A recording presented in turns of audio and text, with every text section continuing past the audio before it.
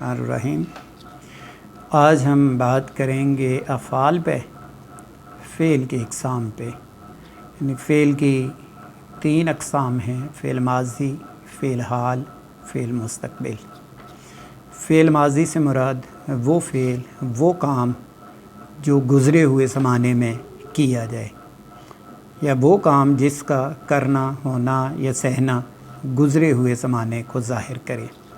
Fail हाल से मुराद वो fail है जिसमें किसी काम का करना, होना या सहना मौजूदा ज़माने में पाया जाए। और फ़ेल मुस्तक़बिल से मुराद है वो फ़ेल जिसमें किसी काम का करना, होना या सहना आने वाले ज़माने में पाया जाए। फ़ेल माज़ी की 6 अक़साम हैं, बल्कि 2 अक़साम ऐसी हैं जिनको अगर हम इकट्ठा पढ़ें तो 6 अक़साम बनती हैं, और अगर हम उनको अलग अलग पढ़ें तो फ़ेल माज़ी की 7 अक़साम बन जाती हैं। तो यहाँ पर मैं आपके सामने उनको अलग अलग से बयान करूँगा। फ़ेल माज़ी की पहली किस्म फ़ेल माज़ी मुतलक है। मुतलक से मुराद ये होती है जहाँ पर किसी वक्त की कैद नहीं होती। इंग्लिश में इसे हम विदाउट कह सकते हैं या डेफिनेट कहते हैं, जहाँ पर कोई पाबंदी नहीं होती। यानी वो काम जो गुज़रे हुए ज़माने में बग़ैर किसी पाबंदी के पाया जाए, यानी उस पर कोई कैद ना हो वक्त की। मसलन उसने पढ़ा, उसने लिखा, उसने खाया, उसने पिया। तो इस तरह के जो जुमले हैं वो फ़ेल माज़ी मुतलक से उनका ताल्लुक़ होगा। उसके बाद फ़ेल माज़ी करीब आ जाता है दूसरी किस्म, वो फ़ेल माज़ी जिनसे करीब का गुज़रा हुआ ज़माना ज़ाहिर हो। मसलन हम ये कहें कि उसने पढ़ा है, इसका मतलब है थोड़ी देर पहले ये काम हुआ है। उसने लिखा है, वो बाज़ार गया है, वो आउट हो गया है, उसने क्रिकेट खेला है। ये फ़ेल माज़ी करीब है। तीसरे नंबर पे फ़ेल माज़ी बईद आ जाता है। बईद से मुराद दूर है, यानी वो फ़ेल माज़ी जिससे गुज़रा हुआ दूर का ज़माना ज़ाहिर हो। मसलन हम ये कहते हैं कि उसने ख़त लिखा था, वो बाज़ार गया था। तो इससे हमें लगता है कि ये काम बहुत पहले हुआ है, इसलिए इससे फ़ेल माज़ी बईद कहेंगे। उसके बाद चौथी किस्म इसकी माज़ी शकिया आ जाती है, यानी शक वाली। यानी वो माज़ी जिसमें गुज़रे हुए ज़माने में कोई बात शक के साथ पाई जाए। मसलन उसने पढ़ा होगा, उसने लिखा होगा, वो बाज़ार गया होगा। अब इन जुमलों में शक पाया जाता है, तो ग्रामर की इस्तिलाह में इसे फ़ेल माज़ी शकिया कहते हैं। उसके बाद फ़ेल माज़ी की जो अगली किस्म है, 5वीं, फ़ेल माज़ी इस्तमरारी। इस्तमरार से मुराद है किसी काम का बार बार होना, जिसमें रेपिटेशन हो। यानी वो फ़ेल माज़ी जिसमें किसी काम का करना, होना या सहना गुज़रे हुए ज़माने में बार बार पाया जाए। जैसे हम कहते हैं कि वो पढ़ता रहता था, वो लिखता रहता था, वो खेलता रहता था। तो इसे फ़ेल माज़ी इस्तमरारी कहेंगे। फ़ेल माज़ी की जो छठी किस्म है वो माज़ी तमन्नाई है। तमन्ना जिसमें कोई ख्वाहिश पाई जाए, तमन्ना। मसलन कोई तालिब इल्म फ़ेल हो जाता है तो फिर वो कहता है कि काश मैं पढ़ लेता, काश मैंने मेहनत की होती। यहाँ पर मुझे मीर तकी मीर की एक गज़ल याद आ रही है, जिसमें फ़ेल माज़ी तमन्नाई पाई जाती है। मीर कहते हैं कि गुल को होता सबा करार ए काश, गुल को होता सबा करार ए काश, गुल को होता सबा करार ए काश, रहती एक दिन बहार ए काश। ये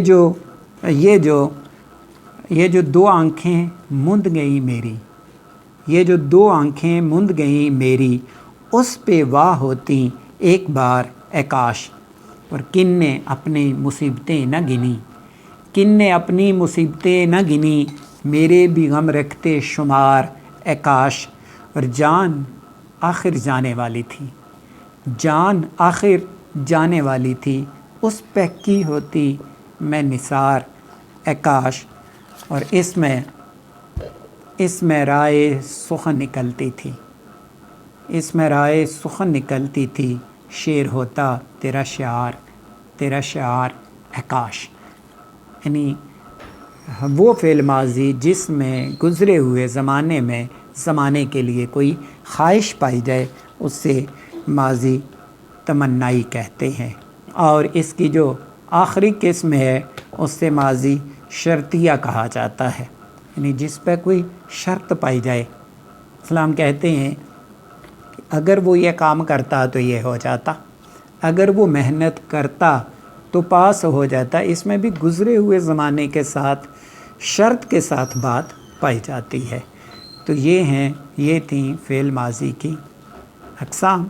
اب ہم فعل حال پہ چلتے ہیں۔ فعل حال کی 3 اقسام ہیں۔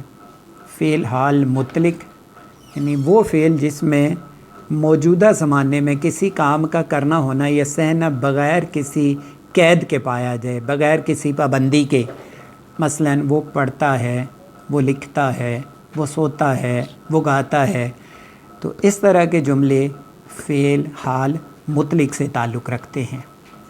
فعل حال کی دوسری قسم فعل حال جاری ہے، جس میں کسی کام کا کرنا ہونا یا سہنا موجودہ زمانے میں جاری ہو، وہ پڑھ رہا ہے، وہ لکھ رہا ہے، وہ سو رہا ہے، وہ گا رہا ہے۔